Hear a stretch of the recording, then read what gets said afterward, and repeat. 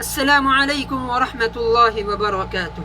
الحمد لله الذي شرفنا بالإسلام وهدانا لمعرفة الحلال والحرام ووفقنا للحكم بما أنزل على سيد الأنام. أشهد أن لا إله إلا الله وحده لا شريك له، ونشهد أن سيدنا ومولانا محمد بن عبد الله صلى الله عليه وسلم وعلى آله وأصحابه الذين فازوا كلهم أجمعين. أما بعد، فأعوذ بالله السميع العليم من الشيطان الرجيم. بسم الله الرحمن الرحيم. إن الله لا يغفر أن يشرك به ويغفر ما دون ذلك لمن يشاء. صدق اللہ العظیم. میرے محترم بزرگوں اور دوستوں اور عزیز ساتھیوں، گزشتہ ویڈیو میں آپ لوگوں کے سامنے توحید اور شرک کے متعلق کچھ عرض کیا تھا قرآن و حدیث کی روشنی میں کہ توحید پر قائم رہنے والا انسان کس طرح زندگی گزارتا ہے اور اس کو کس طرح اس کے ثمرات اس کو ملتے ہیں اور اس کا ٹھکانہ جنت میں کس طرح بنتا ہے. اسی طرح شرک کرنے والے کا ٹھکانہ کیا ہوتا ہے اور وہ کس طرح زندگی گزارتا ہے. یہ تمام باتیں میں نے آپ لوگوں کے سامنے گزشتہ ویڈیو میں بتایا تھا. آج میں آپ لوگوں کے سامنے مختصراً ایسی چیزوں کے بارے میں بتانا جا رہا ہوں کہ انسان 24 گھنٹے ان کاموں کو کرتا رہتا ہے، لیکن اس کو پتہ بھی نہیں ہوتا کہ میں شرک کے کام میں ملوث ہوں، شرک کا کام کر رہا ہوں، اس کو اس کا بھی پتہ نہیں ہوتا. آئیے میں اسی کو مختصراً آپ کے لوگوں کے سامنے بیان کرنا چاہتا ہوں. مجھے امید ہے کہ آپ حضرات اس کو سن کر انشاءاللہ عمل کریں گے، اور میں بھی اللہ سے دعا کرتا ہوں کہ رب دو جہاں مجھے بھی کہنے سننے سے زیادہ عمل کرنے کی توفیق عطا فرمائے. میرے عزیز اور دوستو، شرک کی قباحت، شرک کی برائی قرآن و حدیث میں بہت زیادہ وارد ہوئی ہے کہ انسان اگر سیدھے راستے پر چلے گا، توحید پر ثابت قدم رہے گا تو اس کا ٹھکانہ جنت ہے، اور شرک کرتا رہے گا تو اس کا ٹھکانہ جہنم ہے. نبی کریم صلی اللہ علیہ وسلم کا ارشاد گرامی ہے. نبی کریم صلی اللہ علیہ وسلم نے ارشاد فرمایا کہ اے لوگو، شرک مت کرنا، اللہ کا ساجی مت بنانا، اللہ کے لیے کسی کو شریک مت کرنا. چاہے تم کو قتل کیا جائے، چاہے تم کو جلا دیا جائے، چاہے تم کو مار دیا جائے، تمہارے گردنوں پر چھری چلائی جائے، تلواروں سے تمہارا سر کاٹ دیا جائے، لیکن پھر بھی تم شرک مت کرنا، شرک مت کرنا. اس لیے کہ شرک کا گناہ بہت بڑا گناہ ہے. اس لیے اور روایت میں فرمایا گیا، بخاری شریف کی روایت ہے، نبی کریم صلی اللہ علیہ وسلم تمام صحابہ کے درمیان تھے. تمام صحابہ کو مخاطب ہو کے فرمایا، الا اوتیت اکبر الکبائر، کیا میں تم کو گناہوں میں سب سے بڑا گناہ کے بارے میں نہ بتاؤں، سب سے بڑے گناہ کے بارے میں نہ بتاؤں؟ قالوا بلا یا رسول اللہ، قالوا بلا یا رسول اللہ. صحابہ کرام نے فرمایا، یا رسول اللہ کیوں نہیں، ہم کو بتائیے، اس کے بارے میں ہماری رہنمائی فرمائیے. نبی کریم صلی اللہ علیہ وسلم نے ارشاد فرمایا، الاشراک باللہ، الاشراک باللہ، اللہ کے ساتھ کسی کو شریک کرنا، اللہ کے لیے کسی کو ساجی ٹھہرانا، یہ سب سے بڑا گناہ ہے. ایک ہوتا ہے گناہ، ایک ہوتا ہے گناہ، ایک ہوتا ہے گناہ، لیکن یہ سب سے بڑا گناہ ہے. اکبر الکبائر، گناہوں میں سب سے بڑا گناہ. کیوں کہا گیا اس کو گناہ؟ کیوں کہا گیا؟ اس کی تائید قرآن کریم کی آیت سے ہوتی ہے. رب دو جہاں نے فرمایا، ان اللہ لا یغفر ان یشرک به ویغفر ما دون ذلك لمن یشاء. اللہ رب العزت اس شرک کے گناہ کو کبھی معاف نہیں فرمائیں گے. وَيَغْفِرُ مَا دُونَ ذَلِكَ لِمَنْ يَشَاءُ، اور اس کے علاوہ جتنی بھی گناہ ہیں اللہ غفور الرحیم ہیں، وہ اپنی مصلحت اور اپنی حکمت کے ذریعے سے جو بھی گناہ معاف کرنا چاہیں وہ معاف کر سکتے ہیں۔ انسان چوری کر سکتا ہے، انسان زنا کرتا ہے، انسان ڈھاپا ڈالتا ہے، انسان سود کھاتا ہے، حرام کھاتا ہے، اگر اللہ نے چاہا تو اس کے گناہوں کو معاف فرما دیں گے، لیکن شرک لا یغفر لا یغفر لا یغفر، اللہ نے خود فرمایا لا یغفر، اس کی کبھی مغفرت ہی نہیں، اور اس کا ٹھکانہ حرم اللہ علیہ الجنہ ومأواہ النار، اور ایک طرف فرمایا کہ اس کی مغفرت بھی نہیں، اور دوسری طرف فرمایا گیا کہ اس کا ٹھکانہ جہنم ہے، اس پر جنت حرام ہے۔ تو میرے عزیز اور دوستو سوچئے کہ کتنا بڑا گناہ ہے۔ آئیے اس 24 گھنٹے والی زندگی میں ہم ایسے کیا کام کرتے ہیں جس کی وجہ سے ہم شرک کے گناہوں میں مبتلا ہو جاتے ہیں۔ آئیے اس پر تھوڑا میں تفصیلاً یا کہیے مختصراً چند باتیں آپ لوگوں کے سامنے پیش کرنے کی کوشش کرتا ہوں۔ میرے عزیز اور دوستو، اللہ کے علاوہ کسی اور کو مدد کے لیے پکارنا یہ بھی شرک ہے، یہ بھی شرک ہے، یہ بھی شرک ہے۔ جیسے کہ ہمارے یہاں پر عام رواج ہے، کسی ولی کے قبر پر جا کر کہتے ہیں یا ولی یا مدد، کسی درگاہ میں جا کر کہتے ہیں یا غوث الپاک یا مدد، یا اجمیر یا مدد۔ تمام ولیوں کے، بزرگان دین کے نام لے کر یا مدد، یا غوث اعظم، یا غوث مصطفیٰ، کیا کیا نام لے کر ان کو پکارتے ہیں، حالانکہ وہ بیچارے خود ایک دعاؤں کے محتاج ہیں۔ ان کے وہاں پر جا کر مددیں مانگنا، مدد و نصرت کے لیے ان کو پکارنا، حاجت رواں کے لیے اس کو پکارنا، مشکل کشا ان کو سمجھنا، یہ تمام کے تمام شرک ہے، اور شرک اکبر رب و جہاں کے ساتھ ملاوٹ ہے۔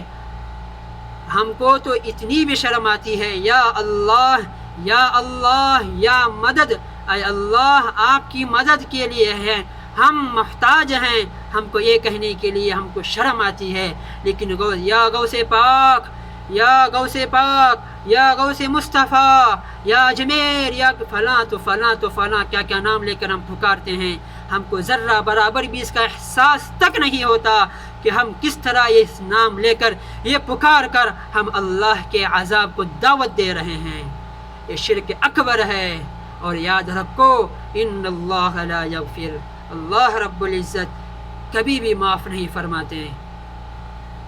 اسی طرح دوسرا ہماری زندگی میں رواج عام ہو گیا ہے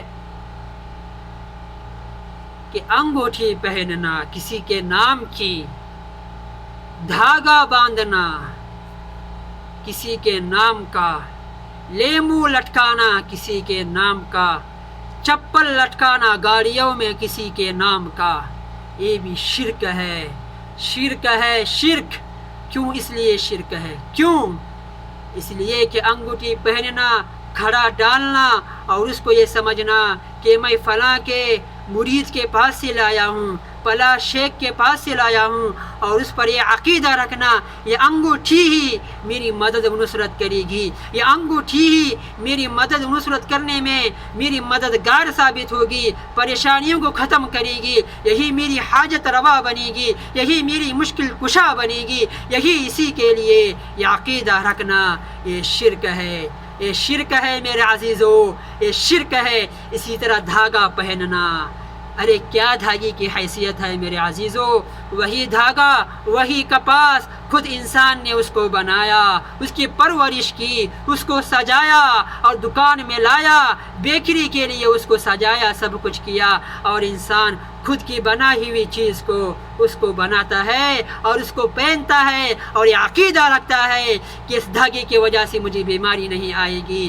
اس دھاگے کی وجہ سے مجھے پریشانی نہیں آئے گی، اس دھاگے کی وجہ سے مجھے رکاوٹ نہیں آئے گی، میرے کاموں میں کوئی رکاوٹ نہیں آئے گی۔ ارے میرے عزیزو یہ شرک ہے، شرک، ارے میرے عزیزو یہ شرک ہے، شرک، شرک کا گناہ کبھی معاف نہیں ہوتا۔ اسی طرح لیمبو ہے، لیمبو، ہرا کلا پلا لیمبو، انسان خود اس کی پرورش کرتا ہے، اس کو پانی دیتا ہے، اس کو جنگل میں سجاتا ہے، اس کو کھاد ڈالتا ہے، اس کو پانی کے ذریعے سے اس کو بڑا اونچا کرتا ہے، یہی لیمو جب پک کر تیار ہو جاتا ہے تو یہی انسان اس کو لاتا ہے اور گھر کی چوکٹ پر لگا دیتا ہے اور کہتا ہے کہ یہ میرا مدد و نصرت ہے۔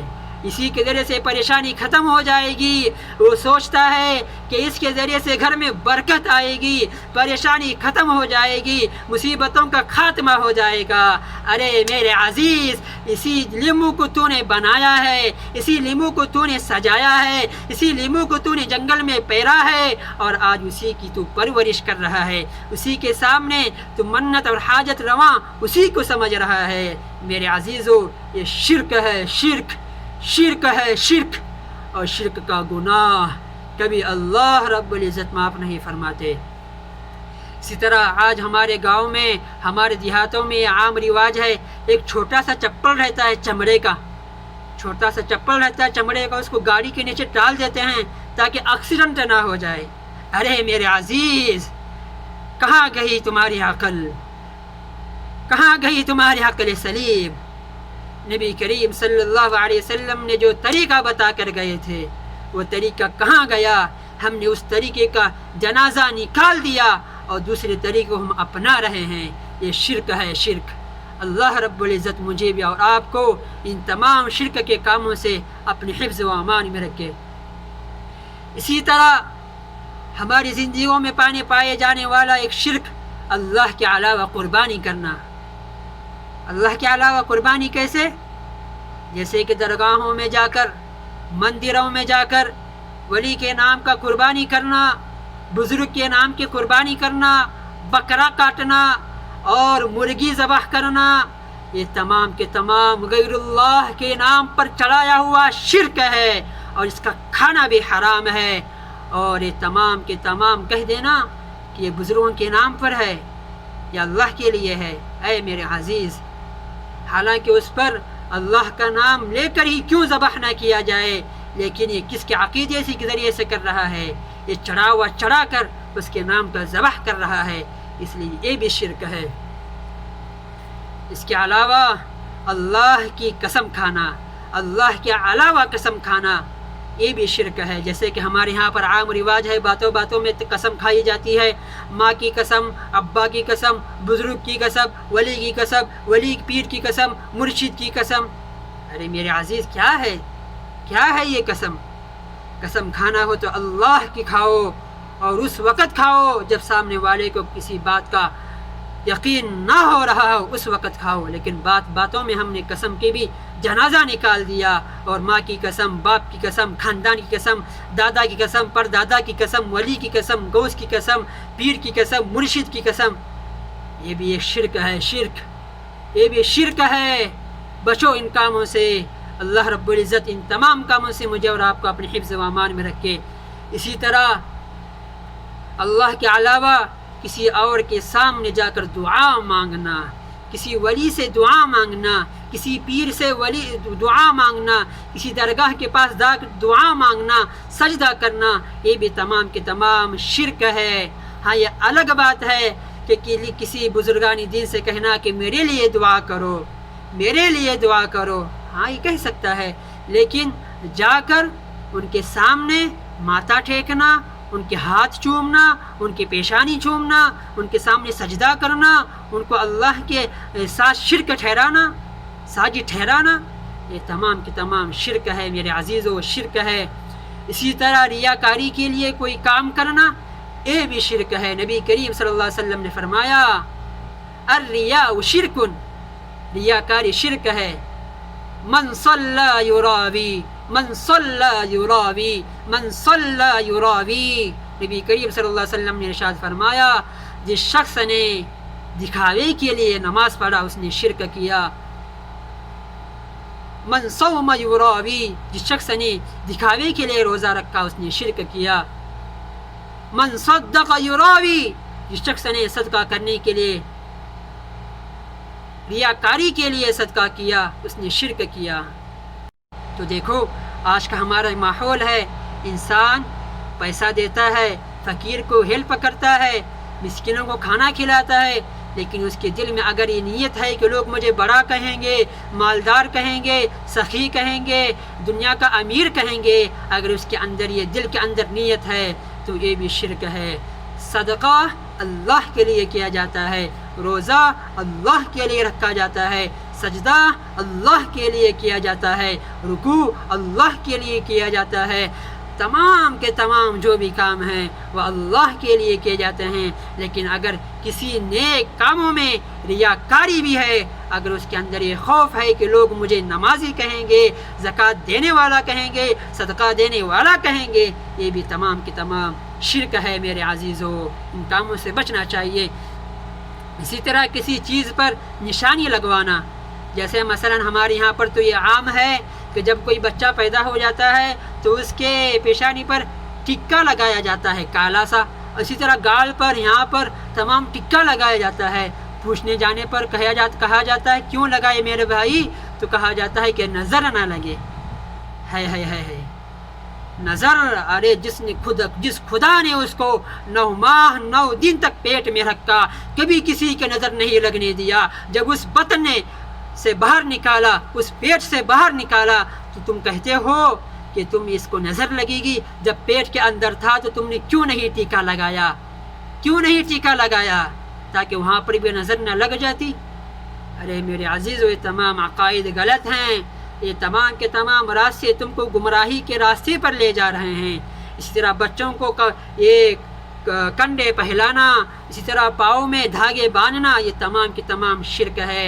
یا عقائد رکھنا کہ اس کے ذریعے سے نظر نہیں لگے گی، بچہ تندرست ہو جائے گا، صحت یاب ہو جائے گا۔ یہ عزیزو، یہ تمام کی تمام غلط فہمیاں ہیں اور تمام کے تمام یہ شرک ہے، اور ان لوگوں نے اپنے دادا کے زمانے سے کرتے ہوئے آ رہے ہیں۔ وہ دادا کے زمانے کو چھوڑ دو، اس زمانے کو دیکھو۔ جب تم کو صحیح کا پتہ چل گیا، غلط کا پتہ چل گیا، تو صحیح کو مان لو اور غلط کو چھوڑ دو۔